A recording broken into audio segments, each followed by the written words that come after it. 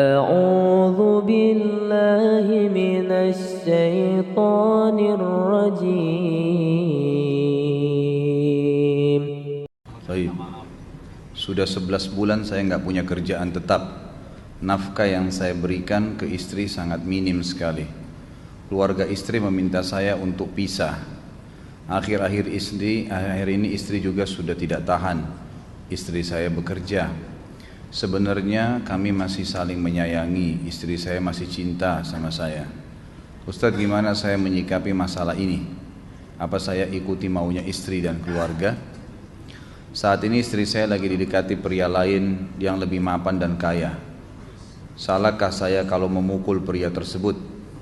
Karena pria itu telah mengambil kesempatan dalam kesempitan rumah tangga kami. Ustadz minta amalan atau wirid untuk melapangkan rezeki. Ini ada hubungannya sama tema nggak ini?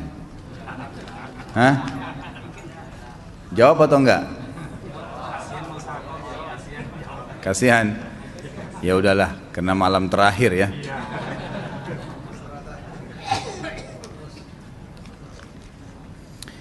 Yang pertama sekali, saya menyarankan Anda saran dari laki-laki ke laki-laki. Prinsiplah dan jangan merendahkan diri di hadapan wanita. Maksudnya begini,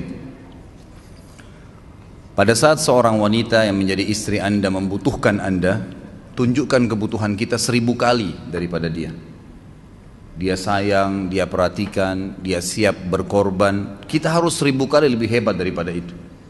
Laki-laki memang penaung. Tapi kapan dibalik? Kalau saya pribadi, kapan dia tidak butuhkan, menunjukkan kebutuhan, saya 1000 kali tidak butuh sama dia. Untuk apa Anda merendahkan diri di depan seorang wanita yang kalau memang dia tidak bisa menjadi seorang istri? Karena kapan wanita sudah menyombongkan diri di hadapan laki-laki, tidak akan ada wibawa sama sekali. Ini poin dulu dalam pembukaan. Dan selalu saya sarankan siapapun ikhwah yang minta saran saya dalam masalah rumah tangga, yang paling pertama ini saya ucapkan, saya bukan menyuruh Anda menjadi keras, bukan. Tapi saya mengajak Anda untuk punya prinsip dalam hidup. Wibawa, pemimpin rumah tangga. Dibutuhkan kita butuh, tidak dibutuhkan ya sudah. Masih banyak gantinya. Dia mau ganti laki-laki lain, silahkan, ahlan wa sahlan, silahkan. Allah akan gantikan penggantinya yang lebih baik. Dan itu harus bisa kita punya prinsip. Memang begitu. Kalau ini kita terapkan dalam kehidupan kita, kita akan sangat mudah hidup. Terkadang subhanallah ada pengorbanan berat. Berpisah dengan meninggal, berpisah karena masalah dosa yang dilakukan oleh pasangan kita, jelas haram. Kalau ada seorang istri hanya karena masalah suaminya kekurangan ekonomi mau berhubungan sama laki-laki lain, wanita apa ini? Cinta itu pengorbanan, kasih sayang, bukan hanya pada saat mampu kemudian disayang, pada saat tidak mampu kemudian ditinggal. Subhanallah. Hati-hati, hukum Allah subhanahu wa ta'ala berlaku. Akhwat yang jadi istri, ikhwah yang jadi suami harus tahu pasangan kita itu punya Tuhan sebagaimana kita punya Tuhan yang sama. Dan Allah itu maha adil. Memang dalam kehidupan kita ada naik turunnya. Dan makna cinta adalah pengorbanan. Itu sebenarnya. Kalau hanya kita kantongnya lagi penuh kemudian disuka sama istri, pada saat lagi tipis, lagi masalah kemudian dia mau berhubungan sama laki-laki lain, na'udzubillah min dzalik. Wanita apa ini? Kalau saya tidak naungin. Kalau saya nggak naungin. Kamu mau sama dia silahkan, ahlan sahlan, silahkan jalan. Kalau saya, istri saya sangat tahu prinsip saya. Kalau kamu merasa ada laki-laki lain yang kamu anggap baik, atau kamu mau ingin memasukkan pendapat keluargamu dalam rumah tangga saya sehingga kedudukan saya sebagai suami tidak didengar lagi, silakan pilih keluarga kamu. Tidak ada masalah. Jadi jangan jadikan sebagai beban. Oh, nanti kalau pisah saya hidupnya bagaimana? Saya melarat. Ini kenapa ini? Saya mati kalau nggak sama dia, ya mati bener nanti. Gila kalau nggak nikah sama dia, gila kalau siapa ini? Ini kenapa ini? Keluar dari bingkai hidup itu. Seorang muslim itu hidupnya mulia. Dia dihormatin, dia menghormatin. Dia dihina, tinggalkan. Allah SWT tidak menyuruh kita menghinakan diri, tidak boleh. Kalau wanita ini misalnya, istri ini yang dikatakan tadi masih mencintai suaminya, dia hanya sekedar minta kerja, ya, garis bawahi kalimat ini ya. Dia hanya sekedar minta kerja untuk membantu nafkah rumah tangga, ahlan wa sahlan, jempol. Nggak masalah. Bagus itu. Sampai suaminya mapan. Itu baik. Tapi dalam kondisi masih status istri punya hubungan sama laki-laki lain, naudzubillah min dzalik. Mana ghirah? Mana kecemburuan positif yang telah Allah pelihara dalam diri kita? Nggak boleh. Pada saat seorang sahabat pulang ke rumahnya mendapatkan istrinya selingkuh dengan laki-laki lain, tidak disebutkan apakah berhubungan biologis atau tidak, tapi yang jelas sahabat ini sampai kaget masuk ke rumahnya temukan ada laki-laki lain. Dia bingung mau lakukan apa. Dia pergi ke Nabi SAW lalu berkata, ya Rasulullah, saya pulang rumah istri saya lagi sama laki-laki lain. Maksudnya dia pandu saya harus buat apa nih? Apa yang terjadi? Subhanallah, Sa'ad radhiyallahu anhu sahabat Nabi mulia menghenuskan pedang mengatakan, ya Rasulullah, kalau terjadi pada rumah tangga saya akan penggal dua-duanya. Dua-duanya saya penggal nih. Tapi di sini ulama bilang saat ingin menghukum kalau terjadi pada keluarganya dengan penggal ini, bukan maksudnya dia menghukum secara individu, maksudnya saya ingin terapkan hukumnya Allah, dirajam, dibunuh karena mereka sudah menikah dan berzina. Hukum Allah terapkan, kemuliaan agama harus ada. Harus begitu. Seorang istri yang mau tinggal di bawah naungan kita sementara kita sudah berkorban di bawah terik matahari, sudah bekerja, sudah memilih dia dari sekian banyak wanita, kemudian dia mau berkorban, hormatin dia, junjung dia, lindungin dia, rangkul dia, gitu kan? Bela dia, memang harus begitu. Tapi kalau masih dalam naungan, kemudian sedikit himpit masalah ekonomi lalu berhubungan sama laki-laki lain, naudzubillah, jangan dipertahankan. Berbahaya sekali, gitu kan? Jangan Anda menjadi laki-laki lemah gitu. Saya kemarin ditelepon oleh 2 orang sekaligus, subhanallah. Sahabat dekat telepon kepada saya, laki-laki. Ustaz, maaf mau ngomong sebentar. Baik, silahkan. Ustaz, saya ini istri saya pulang ke rumah ke kampung ayahnya ibunya karena alasan mengurus ayah dan ibunya. Akhirnya saya sama anak-anak ditinggal di sini sendiri.